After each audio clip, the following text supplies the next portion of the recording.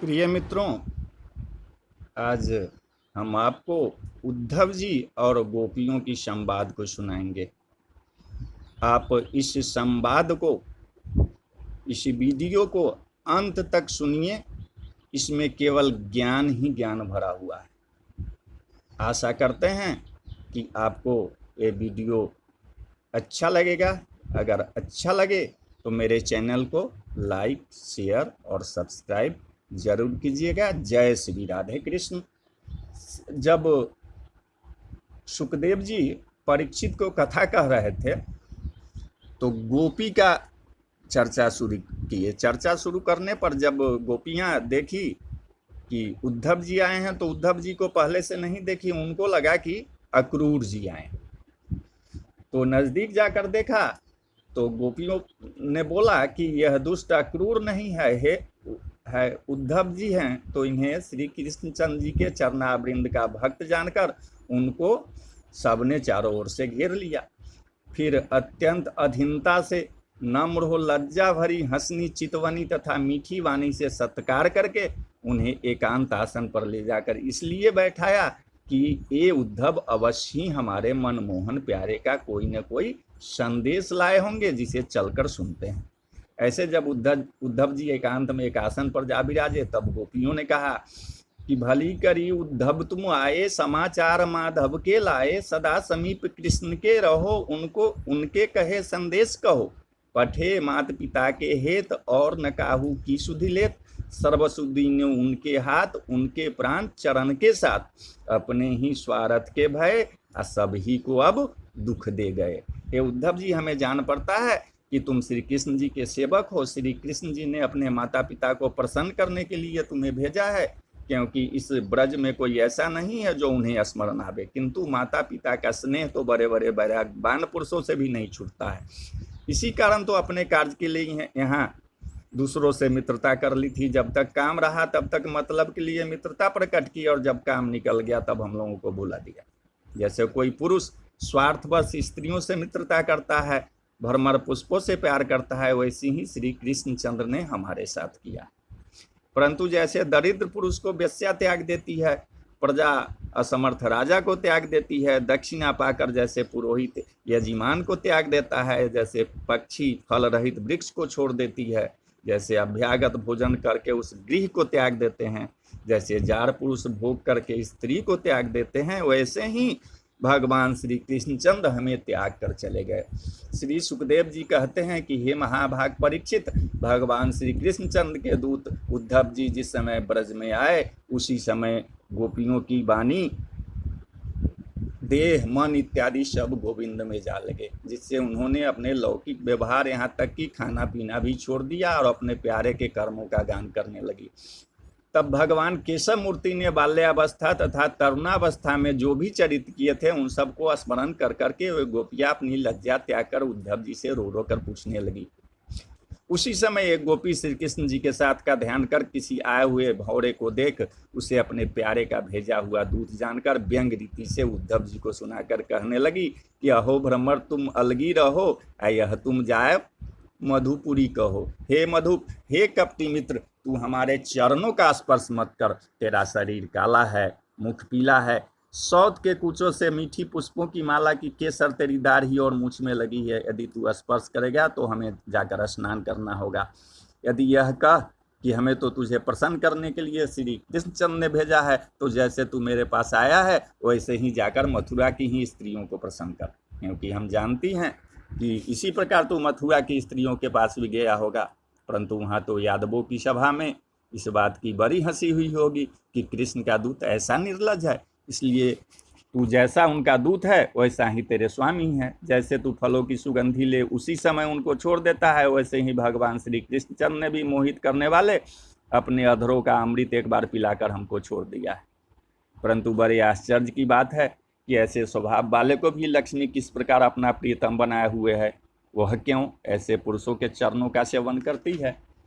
किंतु ऐसा भी अनुमान होता है कि श्री कृष्ण ने मीठे मीठे वचनों से उनका चित्त वैसे ही हर लिया होगा जैसे उस छलिया ने हम ब्रज की गोपियों का चित्त हर लिया है।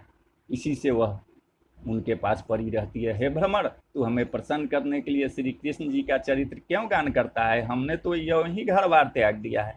अब जा तू मथुरा के उन स्त्रियों के पास और उनके चरित्र को गा जिसकी कामाग्नि को शांत करने के लिए वे हम सबको अनाथ कर यहाँ से गए हैं। यदि तू इतना श्रम जितना कि यहाँ मेरे पास आकर कर रहा है वहाँ करता तो मथुरा की स्त्रियां रिझ कर तुझे कुछ देती, परंतु हम क्या देंगे? हे कृष्ण के मित्र सेवक, तेरे स्वामी की मतवाली आंखें, उनके भ्रिकुटी का मोर, कपट भरी सुंदर हास्य चितवन तो ऐसी है कि हम ब्रज की स्त्रियां तो क्या, उन्हें स्वर्ग और पाताल की भी स्त्रियां दुर्लभ नहीं। भला जहाँ लक्ष्मी ही जिनके चरण कमलों की दासी हो, वहाँ हम गवारिनों की क्या चल सकती है? परंतु हमने पुण्य श्लोक श्री कृष्ण जी का नाम सुना है और हम सब उन्हें अच्छी तरह जानती भी है, किंतु यह जानना और उनके नाम की यह महानता तभी रहेगी जब वे हम दीन स्त्रियों की शुद्धि लेंगे, अन्यथा नहीं। हे भ्रमर, तू अपने सिर को मेरे पांव से उठा ले, क्योंकि मैं तेरी संपूर्ण बातें जानती हूँ। तो मुकुंद श्री कृष्णचंद्र से सब बातें सीखकर अपने दूत कर्म में निपुण हो गया है। इससे सुन, इधर देख, हमने इस संसार में श्री कृष्णचंद्र के लिए अपने पति, पुत्र, लोक, परलोक और सब कुछ छोड़ दिया है। तब उन्होंने हमें क्यों छोड़ा है? वे हमें छोड़कर चले गए, तब हम उनसे क्या मेल मिलाप करें? हे महाराज परीक्षित, इस प्रकार सब गोपियां श्री कृष्णचंद्र के पहले के कर्मों को रह रह कर उस भौरे से उद्धव जी को सुनाकर कहने लगी, अब हमको श्री कृष्ण जी से भय लगता है, क्योंकि वे पहले तो अयोध्या में राजा दशरथ के पुत्र हुए, वहाँ उनका नाम रामचंद्र पड़ा था। तब उन्होंने सुग्रीव की ओर होकर बाली को एक बधिक के समान मार डाला। यही नहीं, बधिक तो भला मांस खाने के लिए मारता है, परंतु उन्होंने तो व्यर्थ में ही मारा, क्योंकि कोई बंदर का मांस नहीं खाता। जब दंडकारण्य में उनके सुंदर रूप पर रिझकर रावण की बहन शूर्पणखा आई तो उन्होंने अपनी स्त्री के बस होकर उसके कहने से लक्ष्मण को संकेत देकर उसके नाक कान कटवा लिए। फिर उन्होंने वामन अवतार लेकर राजा बलि से भेद पूजा भी लिया और पुनः उसी को बांधकर पाताल भेज दिया। इस कारण हम इस काले की मित्रता से अघा गई हैं और भूल कर भी इस कालों से मित्रता न करेंगी। उद्धव जी बोले कि यो गोपियों, मैं जिस समय से आया हूँ उस समय से देखता हूँ तुम सब उन्हीं की बातें कर रही हो। एक गोपी बोली, जैसे उनमें और गुण है वैसे ही यह अवगुण भी कहा जाता है, किंतु उनकी बात का छूटना तो महाकठिन है, क्योंकि हम सब तो बहुत दिनों तक उनके साथ रह चुकी हैं। वे तो ऐसे प्रभावशाली हैं कि उन भगवान श्री कृष्णचंद्र के लीला रूपी अमृत का एक कण भी जिसके श्रवण में एक बार पड़ जाता है, वह राग, द्वेष, त्याग, असत्य के समान ही दुख रूप पुत्र पौत्रादिक से पृथक हो सब भोगों को त्याग पक्षी के समान घर घर भीख मांगता फिरता है। हे उद्धव जी, जैसे अज्ञानी हरिण की स्त्री बधिक के गीत से मोहित होकर पागल हो जाती है, वैसे ही हमने भी कपटी श्री कृष्ण का वचन मानकर बहुत सारा कष्ट उठाया है। इस कारण हे भ्रमर रूपी दूत, अब तू उस कपटी की बात छोड़ कोई दूसरी बात कह। हे मेरे प्रियतम का सखा, क्या तू फिर आया? क्या इस प्रकार प्यारे कृष्ण तुझे बार बार मेरे पास भेजते हैं? तब हे दूत, तू पूजा करने के ही योग्य है। अच्छा, अब तो तेरी जो इच्छा हो वर मांग। क्या अब तू इस बार इसलिए आया है कि लक्ष्मी का मंथन न छोड़ने वाले श्री कृष्णचंद्र के पास हमें ले जाएगा? परंतु कैसे ले जाएगा, क्योंकि उनके वक्षस्थल में लक्ष्मी जी साथ रहती है, तब वहाँ हमारा क्या काम है? हे साधो, श्री कृष्णचंद्र तो अभी मथुरा में वास करते हैं, कभी उन्हें अपने माता पिता नंद, जसोदा आदि का भी स्मरण आता है क्या? कभी वे अपने बंधु बांधवों को भी याद करते हैं क्या? कभी गोपियों का भी स्मरण करते हैं क्या? कभी हमारी बात भी चलाते हैं क्या? कभी वे अपनी अगर के समान सुगंध वाली भुजा को हमारे सिर पर भी आकर धरेंगे? श्री सुखदेव जी कहते हैं कि हे परीक्षित, इस प्रकार जब उद्धव जी गोपियों की अपार श्रद्धा भक्ति को श्री कृष्णचंद्र में देखे तो प्रेम से गदगद हो गए। भगवान के दिए हुए संदेशों को इस प्रकार सुनाने लगे कि हे गोपियों, तूने भगवान वासुदेव श्री कृष्णचंद्र में जो इस प्रकार अपने मन को लगाया है, इससे तुम सबका जन्म लेना, मनुष्य का शरीर धारण करना सफल हो गया। क्योंकि दान, व्रत, तप, होम, जप, यज्ञ, वेदों का पढ़ना, इंद्रिय संयम और अनेक प्रकार के जितने भी कल्याणदायक उपाय गाए हैं, उन सब के करने का केवल यही एक फल है कि मन भगवान श्री कृष्णचंद्र के चरण कमलों में लग जाए। हे गोपियों, इस संसार में भक्ति से बढ़कर दूसरा कुछ नहीं है। बड़े बड़े मुनीश्वरों को भी यह भक्ति दुर्लभ है जो तुम सबने पुण्य श्लोक भगवान श्री कृष्णचंद्र में प्राप्त की है। इस भक्ति के आगे नवधाधिक भक्ति कुछ नहीं है। तुम सब ने जो पति पुत्र देह भाई बंधु और अपने घर को त्याग परम पुरुष भगवान श्री कृष्णचंद्र में मन लगाया है, यह बड़ा ही अच्छा किया है। हे बरभागिनियों, जिस भक्तियों में इंद्रियों को कोई गम नहीं, ऐसी अलभ्य वस्तु को तुम सबने भगवान श्री कृष्णचंद्र में अपनी विरह व्यथा को सहन करके पाया है। यह तुम सबकी हम पर बड़ी कृपा है। हे मंगल की खानी गोपियों, तुम्हें सुख देने वाले परम प्यारे श्री कृष्णचंद्र का लाया हुआ संदेश सुनाता हूँ, तुम ध्यान देकर सुनो।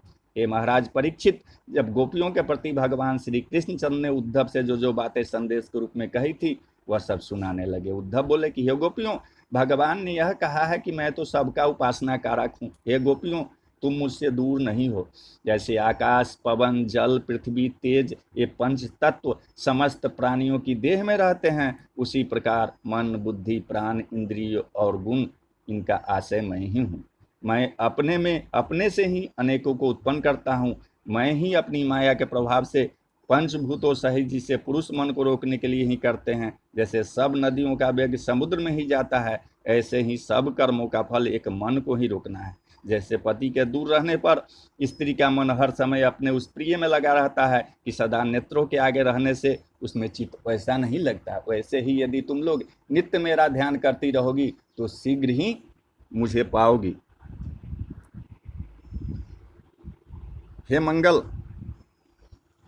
हे मंगल मुखियो, जब मैंने रात्रि के समय वृंदावन में रास क्रिया की थी, उस समय जिन गोपियों को उनके स्वामियों ने रोक लिया था, इसी कारण वे रास क्रिया में न आ सकी। वे मेरी लीलाओं को ध्यान करके मुझे ही प्राप्त हुई। श्री सुखदेव जी बोले कि इस प्रकार अपने प्रिय भगवान श्री कृष्णचंद्र के उपदेश सुनकर ब्रज की गोपियां प्रसन्न हो गई और उनका स्मरण करते हुए उद्धव जी से बोली कि यादवों को दुख देने वाला अपने भृत्यों सहित राजा कंस मारा गया है, बड़ा मंगल हुआ। अपने मनोरथों को प्राप्त हो, अपने हितैषियों सहित श्री कृष्णचंद्र प्रसन्न है, यह भी बड़ा मंगल है। परंतु हे उद्धव जी, यह तो बताइए कि बलराम के छोटे भाई श्री कृष्ण जी हमसे प्रीति करते थे, वे क्या अब मथुरापुरी के स्त्रियों से प्रीति करते हैं?